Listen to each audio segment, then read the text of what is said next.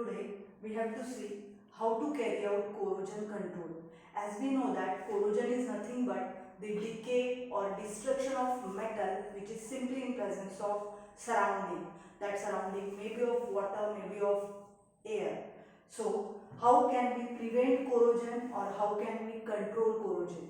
For that there are number of processes or number of methods are given, like the process of coating of metal by another metal, by giving a paint on metal, by oiling to the metal, like that. Different processes like how to design the metal, how to select the metal so that there should be minimum or negligible corrosion. Then number of methods like cathodic protection, anodic protection, all these methods are there. So out of that today we are going to see that the corrosion control by a different type of metallic coatings. So one metal is to be coated on the metal those which is to be protected. So simply here we will see the metallic coatings methods or processes. So like that there are different examples like hot dipping, metal cladding, cementation, electroplating. Such type of number of methods are given. So out of that, hot dipping is an important method by which the lot of or on the large scale metals are coated by the another metal. So in hot dipping, simply the process by which a metal is dipped into the molten mass of another metal which is to be coated, and by which the coating of that metal is there on the metal which is to be protected. So that process, wherever any process, whenever it is carried out, it should be proper systematic way. So like that here we will see the process of hot dipping. Now in hot dipping there are mainly two processes, that is number one is galvanizing process and number two tinning process. So from the ancient time the process of galvanizing is carrying on, but the number of whenever the process is carried out by the number of times there are number of improvements or modifications. So any process whenever it is carried out it must be into its proper systematic way, then and then only it shows its effects or use. So here we are going to see the process of galvanizing. Now how it is carried out? Simply whenever we will see hot dipping process, so during that one metal is taken and just it dipped into the another molten mass and then removed. Then whether it is properly coated or not. No, it will not be properly coated up to the proper total process is not carried out. So today we are going to see the method of galvanizing process. In this galvanizing process, first of all we have to consider the metal which is to be coated or which is to be coated by the another metal. So first of all those metal which is selected to protect, that must be of those type of metals which are having the more and more corrosion tendency. So then and then only it is effective. Now galvanizing, particularly this process, in this there is a coating of zinc. So zinc is also one of the metal which is coated by the process of galvanizing. So it is a very important process of hot dipping, that zinc is coated on the another type of metals to protect that metals from the corrosion. So first of all here we consider iron sheet which is used here as a for the purpose of using this zinc. So take iron sheet. So for that we just have drawn a diagram of galvanizing process. So properly, first of all we will see its construction, then its working. So in construction, simply at first we took here a small vessel, or we can say a particular solution of dilute sulfuric acid which is of temperature 60 to 90 degrees Celsius. Then after that a washing water bath, washing solution is there, just the water is there. Then next is a drying chamber. Then next to that there is a molten zinc. So molten zinc, which is having its temperature up to 430 to 450 degrees Celsius, that molten zinc is given, which is protected here by ammonium chloride flux or NH4Cl flux, then which is having again next to it a excess of zinc chamber, and then the annealed chamber. So in this way the different type of construction or systematic process is given. Now after that we will see how it works.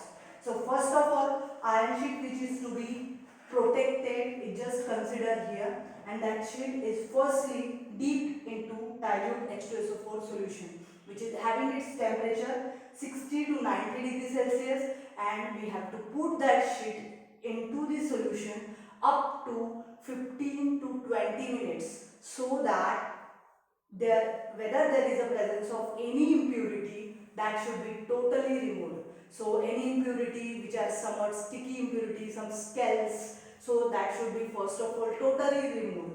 Otherwise there is a different impurities again can cause.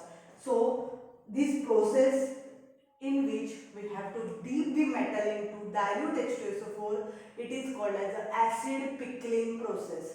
It is a very important process by which the different impurities which are already present on the metal sheet are removed.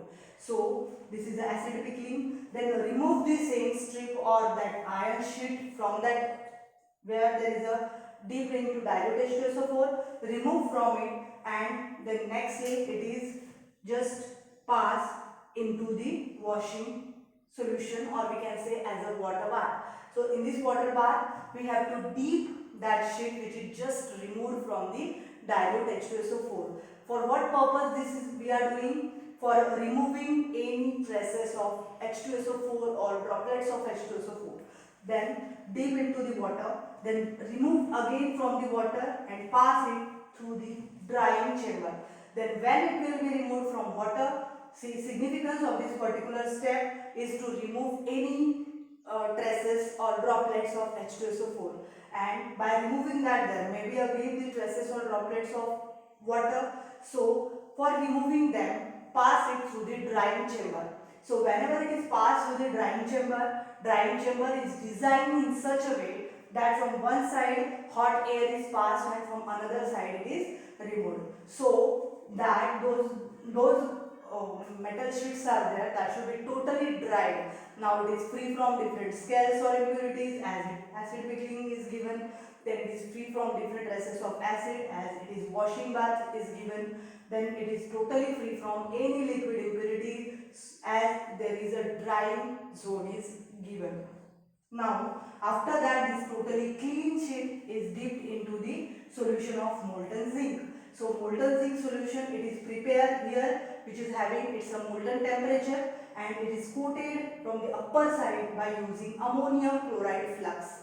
NH4Cl flux is there. It is also having its different significance that this ammonium chloride flux protects zinc itself from the corrosion, because we know that zinc is also one of the metal and it is now in its molten state. So a particular type of corrosion which is possible. So what is its name? Its name is intergranular corrosion. So for protecting from that intergranular corrosion, it is just coated by the ammonium chloride flux.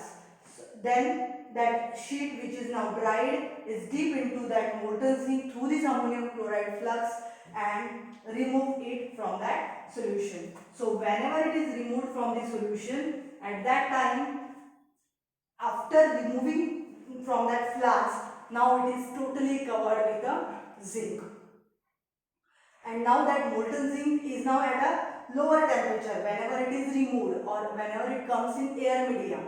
So at that time it is now coated with the zinc, as well as there is a formation of layer of zinc on it, but it is not uniform.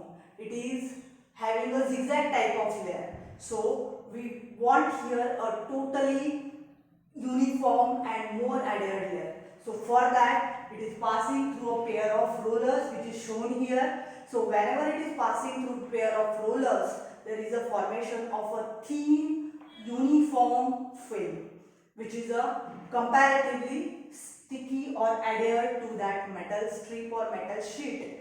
So here there is the excess of zinc is removed. Now those metal sheet which is produced, though it is looking physically more uniform or adhered, but chemically it should become more adhered. For that, it is to be passed through the annealing chamber. So annealing is a process in which there is an increase in temperature suddenly up to more temperature than the molten zinc, and then gradually decrease its temperature. So up to the temperature of 650 degrees Celsius, there is an increase in temperature suddenly and then gradually decrease in temperature.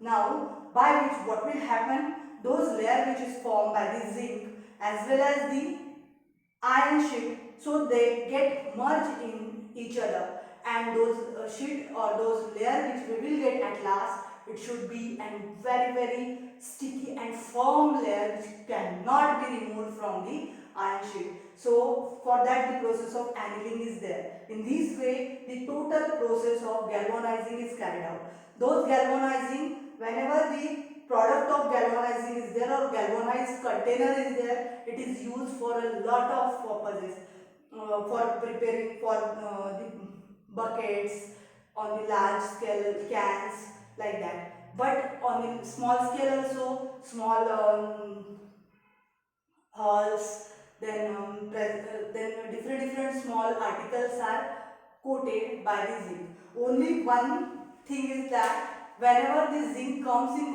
zinc coated product comes in contact with the H2SO4 like substances or acids, it forms the poisonous or toxic type of substances. So it should not be, it is recommended that those compounds which are or those metals which are coated by the galvanizing process should not put in it a food stuff, so that there should not be formation of any type of toxic material. So only by that single drawback it is having a lot of advantages of galvanized container. So in this way the process of galvanizing is designed. Thank you.